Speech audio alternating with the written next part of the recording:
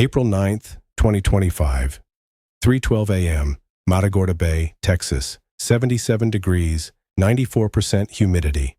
The Gulf Coast air clung to skin like wet gauze, thick with brine and the faint chemical sweetness of refinery burn-off drifting from the mainland. Fog rolled low across black water, swallowing the running lights of 6 rigid-hull inflatable boats, cutting east toward a 14.3-acre private island unmarked on any public chart.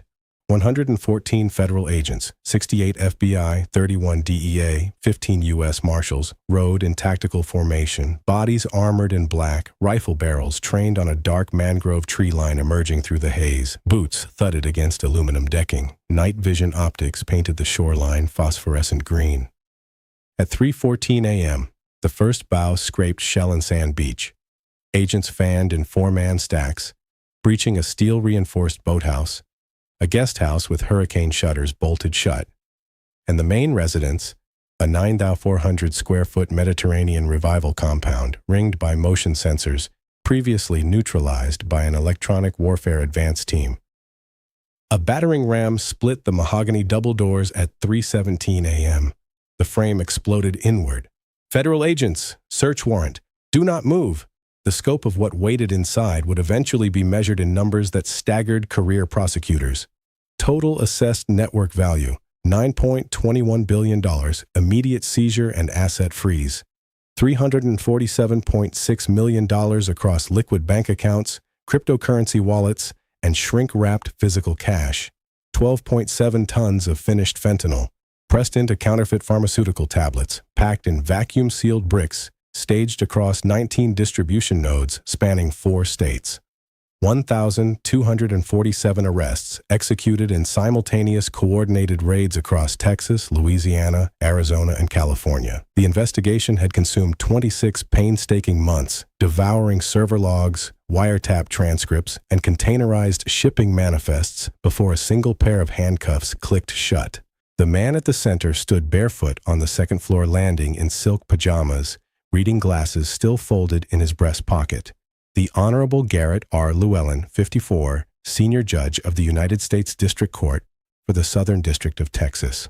For 16 years, Llewellyn had presided over federal narcotics cases, sentencing traffickers to mandatory minimums while cultivating a reputation as one of the toughest drug war jurists on the American bench.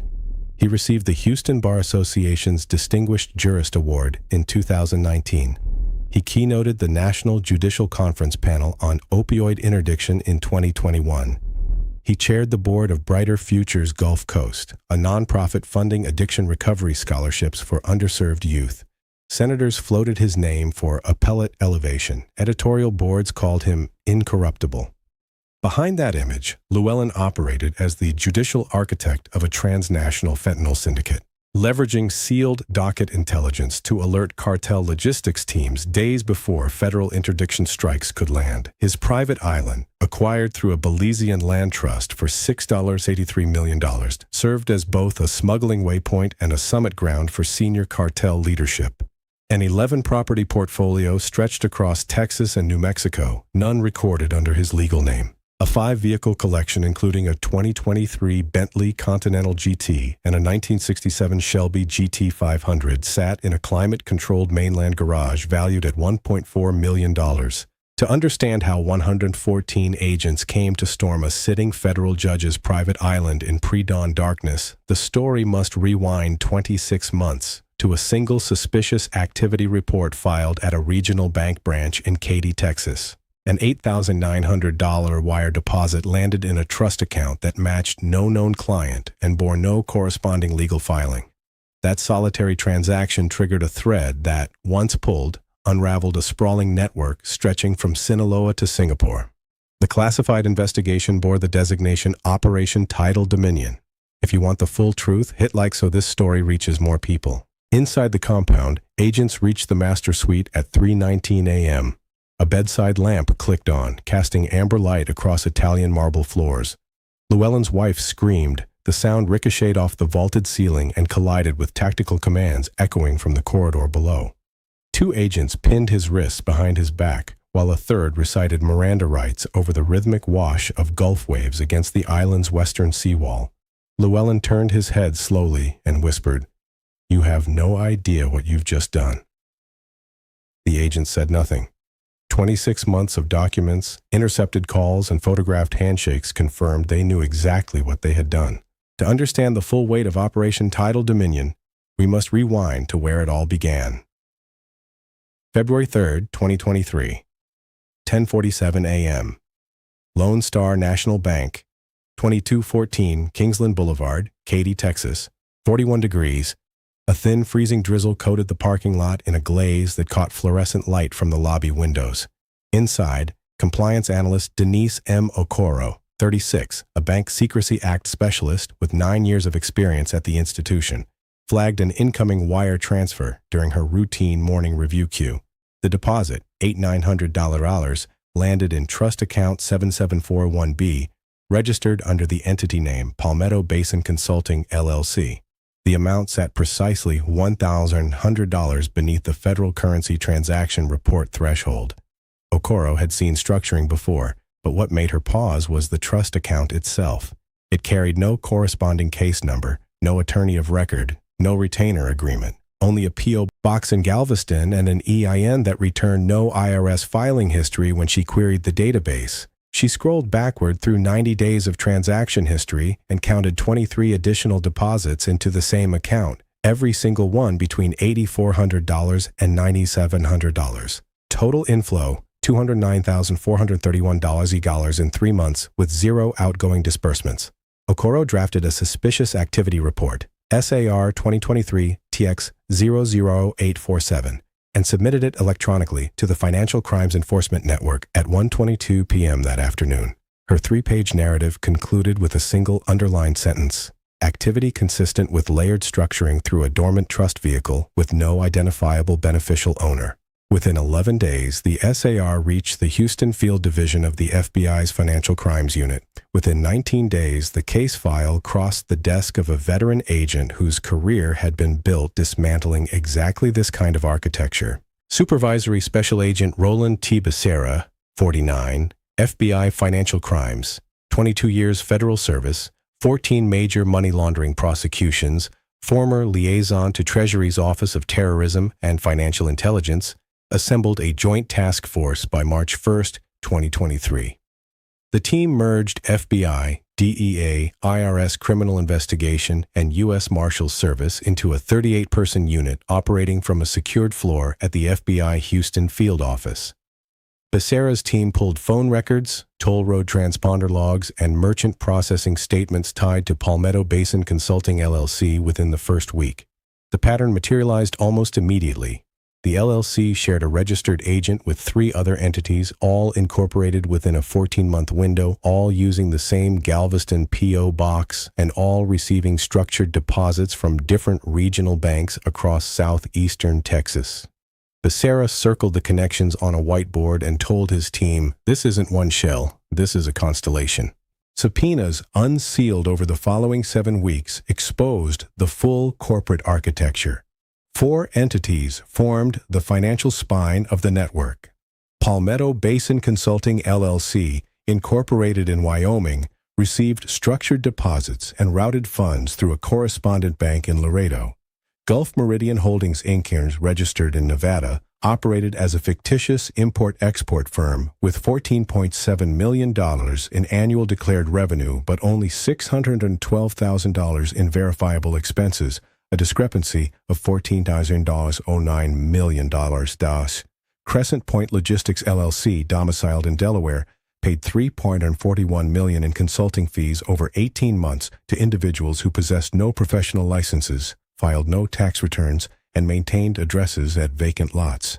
Rio Sable Capital Holdings, incorporated in Panama, held accounts at Banque Le Monde Privé in Geneva and First Maritime Trust in Singapore, receiving quarterly wire transfers averaging $216 million each. The layering sequence became textbook once mapped. Street-level cash entered through Smurf deposits at 14 regional bank branches, consolidated inside Palmetto Basin, transferred to Gulf Meridian as fabricated invoices for marine equipment procurement, then pushed offshore through Crescent Point and finally into Rio Sable's Geneva and Singapore accounts. Payroll records at Gulf Meridian listed 74 employees. Only 11 existed. If this shocks you, comment exposed below. Surveillance commenced April 14, 2023 and ran for 31 unbroken weeks. Becerra deployed 6 unmarked vehicles in rotating coverage, 4 GPS trackers authorized under Title III warrants, 2 pole-mounted cameras overlooking the Galveston P.O. Box, and a rented warehouse at 903 Industrial Bend Road, Lamarck. Aerial drone overflights captured nighttime vehicle convoys arriving at the warehouse between 1 a.m. and 3:30 a.m. on alternating Thursdays. Wiretaps on 9 phone lines recorded 4,116 calls. 1 intercepted conversation between 2 unidentified males referenced the robe needing Tuesday numbers before the sweep. Becerra flagged the phrase, a judge's schedule, a docket leak. The investigation had just changed magnitude. Type yes if you're ready to see what happened next. November 17, 2024. Simultaneous federal warrants authorized entry at 23 locations across 4 states. 3 primary sites formed the network's operational spine. The first, 903 Industrial Bend Road, Lamarck, appeared from the street as a shuttered marine parts depot, corrugated walls streaked with rust, weeds splitting the concrete apron. Agents breached the roll-up bay door at 3:08 a.m.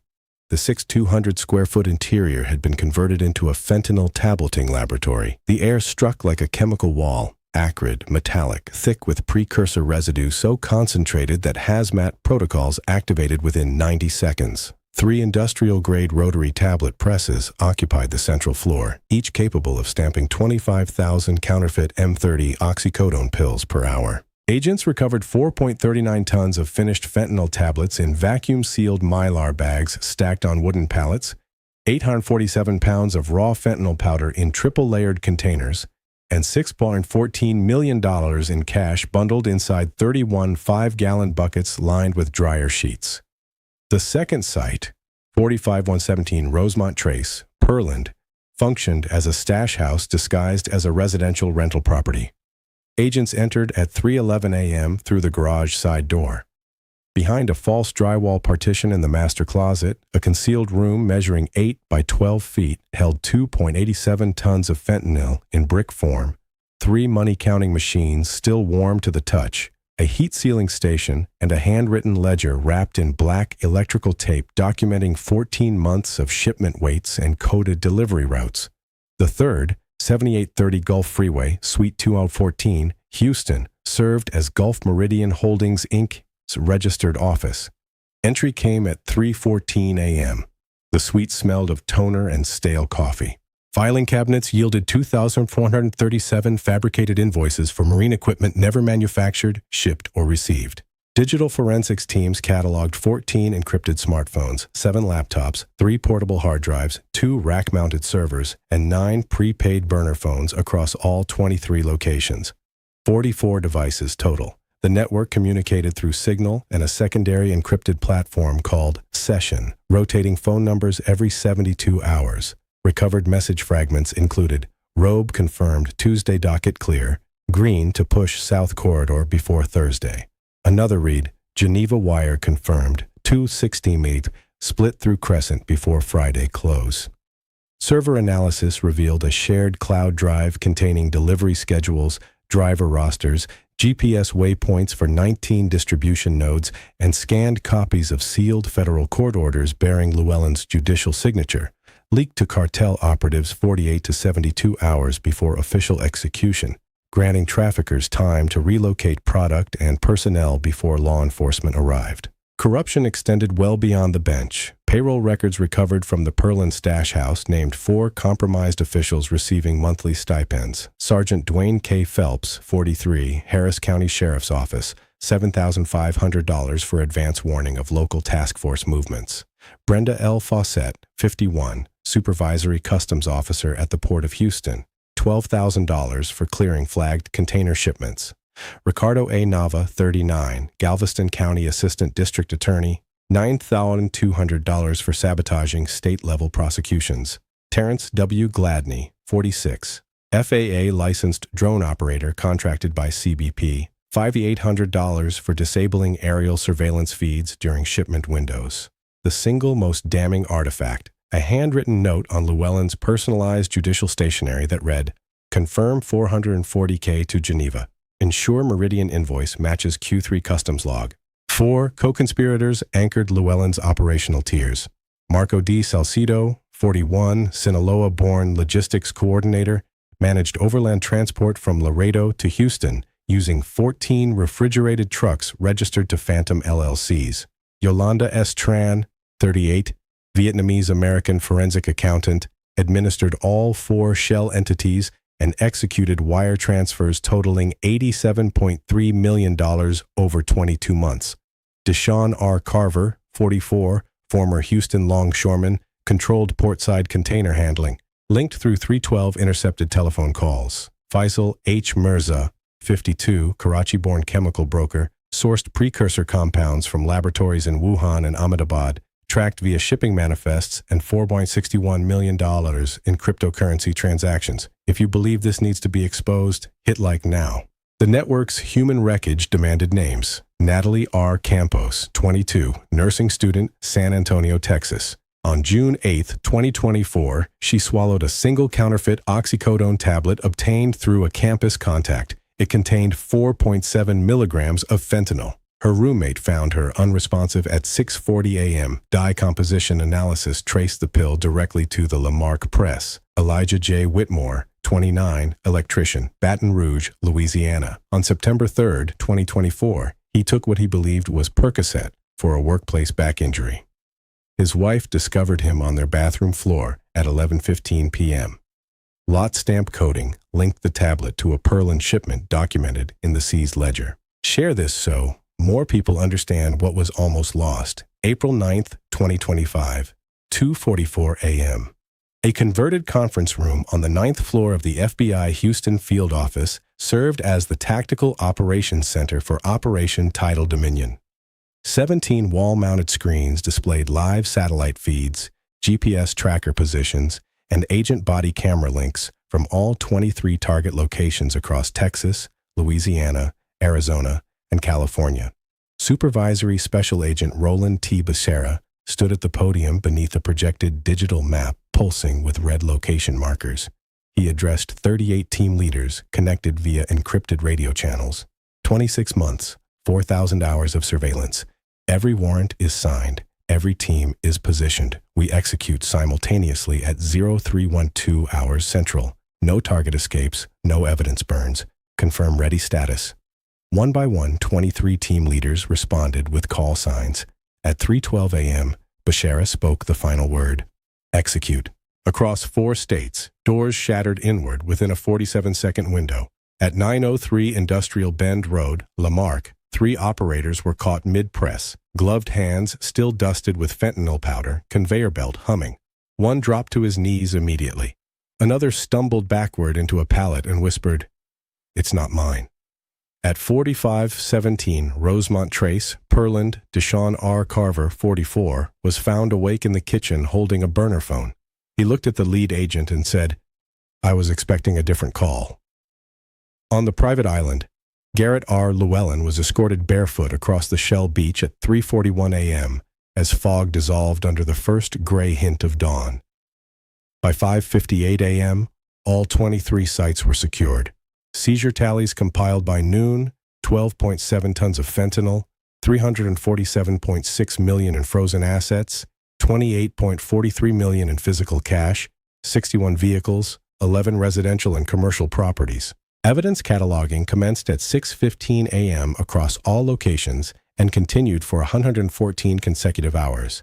Controlled evidence rooms at the FBI Houston field office operated under 24-hour video surveillance with dual-agent chain of custody protocols. Drug breakdown: 4.39 tons of finished fentanyl tablets at 91.2% purity from Lamarck, 2.87 tons of fentanyl bricks at 88.7% purity from Pearland, 5.44 tons distributed across 17 remaining sites at purities ranging from 84.3% to 93.1%. Cash by primary location: $6.14 million at Lamarck, $4.92 million at Pearland, $17.37 million across remaining sites. Weapons inventory totaled 83 firearms, including 19 AR-15 variants, 7 AK pattern rifles, 4 suppressed Glock 19 pistols, 6 shotguns, and 47 assorted handguns, plus 43,216 rounds of ammunition. Document recovery exceeded 14,700 pages. Digital forensic imaging covered 44 devices totaling 11.3 terabytes. Analysts identified critical files, including a spreadsheet labeled Robe Calendar Q2, Q3, XLSX, cross-referencing sealed docket dates with shipment schedules, and a ledger titled Meridian Payroll Reel.pdf, listing all 4 corrupted officials alongside 22 months of payment records. January 13, 2026. United States District Court for the Southern District of Texas, Bob Casey Federal Courthouse, Houston. Garrett R. Llewellyn entered the courtroom in a Navy suit, wrists shackled to a waist chain, eyes fixed on the defense table. Charges filled 47 pages.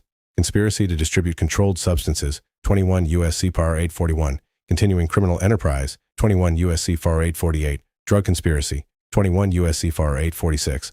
Money laundering conspiracy, 18 U.S.C. Far 1956. RICO conspiracy, 18 U.S.C. Far 1962. Obstruction of justice, 18 U.S.C. FAR 1503, and bribery of public officials, 18 U.S.C. FAR 201. Prosecutors presented 1,247 exhibits over 19 trial days. The jury, 7 women, 5 men, deliberated for 8 hours and 37 minutes. Guilty on all 14 counts. Llewellyn received life imprisonment without the possibility of parole. Judge Corinne A. Stanhope, 61, presiding from the Western District to avoid conflict, stated, "You weaponized the very institution designed to protect the public. You turned the bench into a cartel asset. This court finds no mitigating factor sufficient to justify mercy." Marco D. Salcido received 42 years. Yolanda S. Tran received 31 years. Deshaun R. Carver received 28 years. All 4 corrupt officials received sentences between 12 and 19 years. Asset forfeiture. The private island, all 11 properties, 61 vehicles, and $347.6 million in frozen accounts reverted to the Department of Justice Asset Forfeiture Fund. The case triggered a comprehensive review of federal judicial security protocols. The Administrative Office of U.S. Courts implemented mandatory annual financial audits for all Article III judges. The Southern District adopted encrypted docket access logging. Sergeant Phelps and Officer Fawcett were terminated. Galveston County District Attorney's Office launched an Internal Affairs Division. Faisal H. Mirza, 52, never appeared for arrest. Intelligence indicates he crossed into Karachi on April 7, 2025, 2 days before the raid. He allegedly maintains active precursor supply lines feeding 3 additional North American networks. Comment your thoughts below. Hit like so this story breaks through algorithms. We are currently investigating a similar network operating in Memphis. If you want us to expose them next, subscribe.